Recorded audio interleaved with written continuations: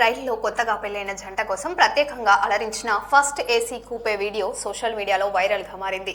గులాబీలు, మల్లెపూలు, రంగురంగుల బెలూన్లు, ఆకర్షణీయమైన లైట్లతో కోచ్ ను హనీమూన్ సూట్ లా తీర్చిదిద్దిన దృశ్యాలు నెటిజన్లను ఆకట్టుకుంటున్నాయి. ఈ ఘటన మహారాష్ట్రలోని నాందిగ్రామ్ ఎక్స్ప్రెస్ లో జరిగినట్లు సమాచారం. అయితే ఈ అలంకరణ అధికారిక అనుమతితో జరగలేదని రైల్వే అధికారులు విచారణకు ఆదేశించి సంబంధిత టికెట్ ఇన్స్పెక్టర్లను సస్పెండ్ చేసినట్లు వార్తలు వెల్లడించాయి.